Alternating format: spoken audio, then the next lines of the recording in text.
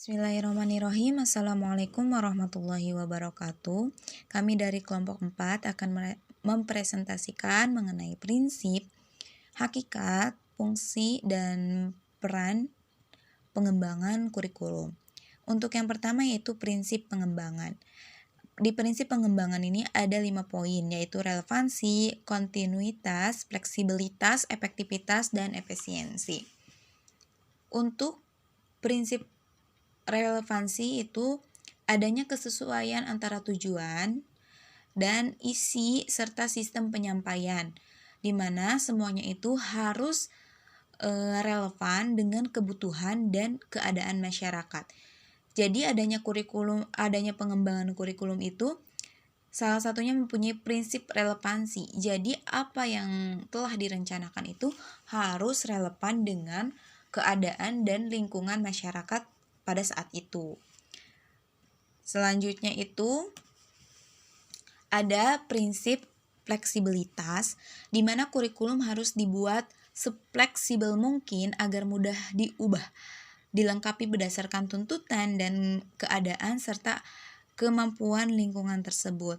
Nah, salah satunya juga prinsipnya itu bersifat fleksibel karena kurikulum itu mengikuti perkembangan zaman dan teknologi, sehingga kurikulum itu harus atau dibuat sefleksibel mungkin agar mudah diubah dengan kebutuhan atau tuntutan zaman pada saat itu. Lalu ada prinsip kontinuitas, yaitu hubungan fungsional yang bermakna sesuai dengan jenjang pendidikan, struktur dalam suatu pendidikan, dan tingkat pengembangan siswa sehingga mempermudah guru dan siswa dalam proses pembelajaran. Lalu selanjutnya ada prinsip efektivitas. Nah, prinsip ini adalah perencanaan kurikulum yang dapat dicapai sesuai dengan keinginan yang telah ditentukan. Ada 2 poin di prinsip efektivitas ini, yaitu efektivitas mengajar guru dan efektivitas belajar siswa, di mana guru itu harus mempunyai rencana saat mengajarnya sehingga dapat merealisasikan apa yang diajarkannya kepada siswa. Begitupun efektivitas belajar siswanya. Seperti itu. Ini ada prinsip efisiensi, di mana guru harus bisa mempertimbangkan dengan efisien dalam pendayagunaan dana, tenaga, dan sumber-sumber yang tersedia agar dapat mencapai hasil yang optimal dalam pengajaran serta pembelajaran peserta didik. Seperti itu. Itu ada fungsi pengembangan kurikulum. Di sini ada 6 poin untuk fungsi pengembangan kurikulum itu. Yang pertama itu fungsi penyesuaian. Nah, di mana kurikulum itu sebagai alat pendidikan harus mampu mengarahkan peserta didiknya agar memiliki sifat menyesuaikan. Jadi peserta didik itu secara tidak langsung dituntut atau diharuskan bisa menyesuaikan dengan sifat lingkungan atau baik itu fisiknya ataupun sosialnya. Lalu ada fungsi peintegritasan, di mana kurikulum sebagai alat pendidikan ini mampu menghasilkan pribadi-pribadi yang unggul dan memiliki pribadi yang integral. Lalu selanjutnya ada fungsi pemilihan, di mana fungsi ini mampu memberikan kesempatan kepada peserta didik dalam memilih program belajar sesuai kemampuannya. Jadi peserta didik dapat memilih atau memiliki kesempatan agar dapat memilih program belajar sesuai dengan apa yang dia mampu.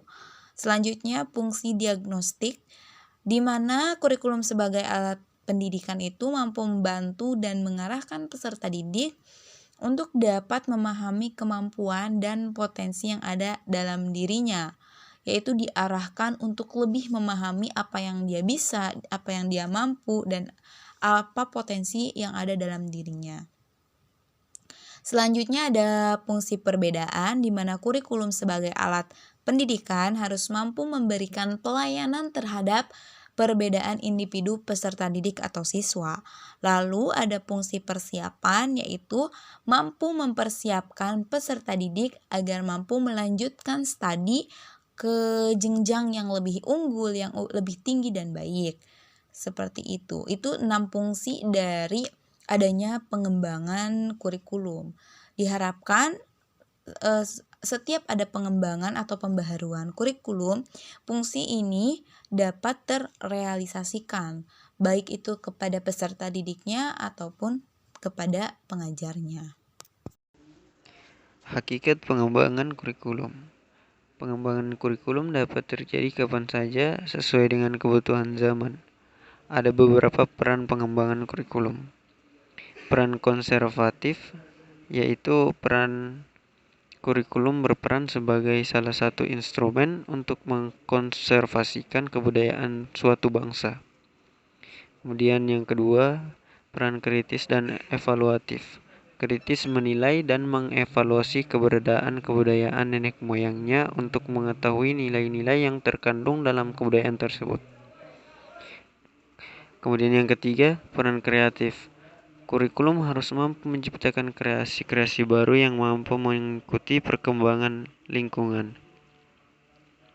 Proses perubahan dan pengembangan kurikulum itu berarti mengubah semua yang terlibat di dalamnya, yaitu guru sendiri, murid, kepala sekolah, orang tua, dan masyarakat yang berkepentingan dengan pendidikan sekolah. Mungkin demikian penjelasan dari kelompok kami.